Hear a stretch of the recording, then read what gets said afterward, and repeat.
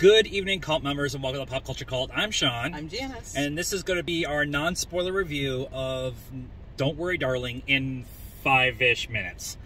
I'm going to start here. We were just talking about this on the way out. We don't want to spoil this movie for anybody who's going to see this. So we want to be as general as we can about what we just saw. I think a lot of the criticism that is getting levied on this movie is the drama that went on off screen. Because what I saw from my point of view and what I've seen talked about with this movie, at least early Rotten Tomatoes scores and critics and fanboys and all that kind of stuff, is that this is complete garbage, and I don't think it's complete garbage. I have questions, and I think it's going to be one of those multiple views before I actually fully understand it. But I think I liked it. How's that for an opening? That pretty much sums it up. Thanks for watching. And I told you, under 5 minutes. Yeah, I was thinking the same thing. I can understand how some people are maybe not going to like it. Yes. think I did also like it. I think it's one of those movies that I'm going to be thinking about for a couple of days. Yeah. Nothing is what you think it is, which, I mean, you pretty much get from the trailer. I was just going to say that. The trailer lays out a lot of what to expect in this movie. And so if you've seen... Except just throw that all out the window. Except that all out the window. It's not... I thought the... Florence Pugh, should totally get a nomination for Best Actress for this. She was freaking amazing. So good. Harry Styles, I mean, the only other thing I can think of that I've seen him in is Dunkirk. And he wasn't really in that a whole lot. Yeah. I thought he did a great job. I actually was going to talk about Harry before I talk about Florence. And I love Flo. She's awesome.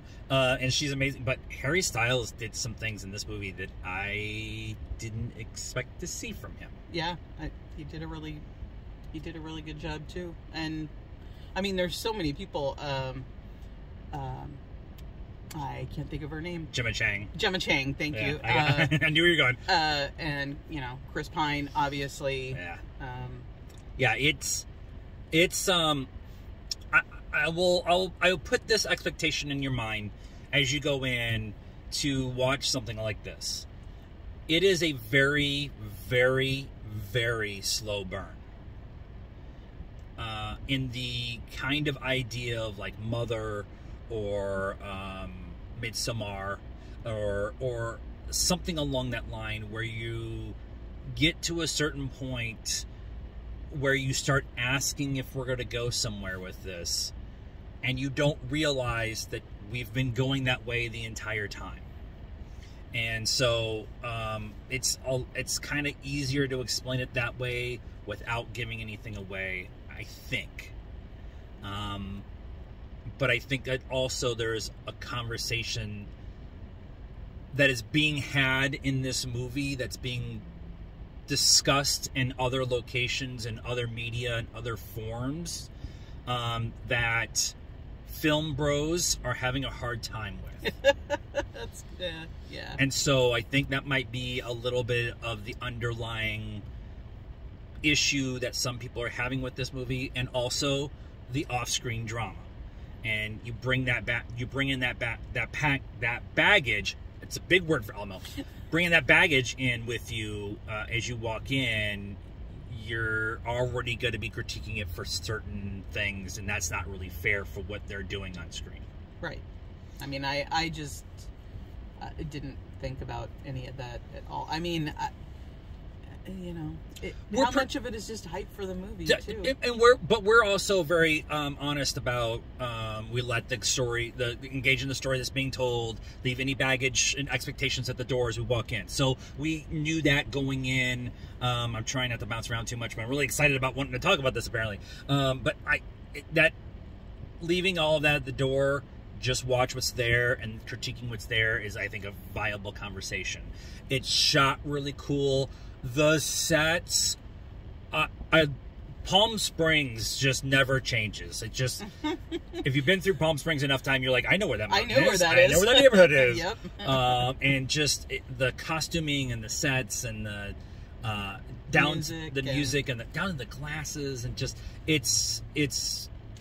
Can I say, I want to live that life? Can you just go off to work and I'll make dinner and clean and have your scotch ready for you when you walk in the door? It's not for everyone. It's not for everyone. But that kind of 3-martini dinner, 50s kind of utopian, make America great again kind of thought process is a thing. It's a thing. Score 7.5. 7.5. Okay. I think I wanted to go higher, but again, I think I want to watch it again. I'm going to give it an 8.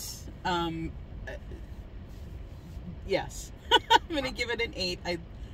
Like I said, I think I like it. I really liked a lot of parts of it. There was a couple parts that I'm not sure I understood why Olivia did it that way. Again, on repeated viewings, maybe I'll get there. Fever dreams. Maybe. I think that's where we're going right there. Okay, maybe. Yeah. Maybe. So let us know what you thought of Don't Worry, Darling, and our roundabout way of talking about it in the comments down below. Please be nice. That's a requirement around here. Like this video, subscribe to the channel, hit the bell for notifications, follow us on all social media stuff, Facebook, Instagram, and Twitter, and TikTok. Links in the description down below. Now we're going to go talk for about 45 minutes about this movie. And until next time, cult members, good afternoon, good evening.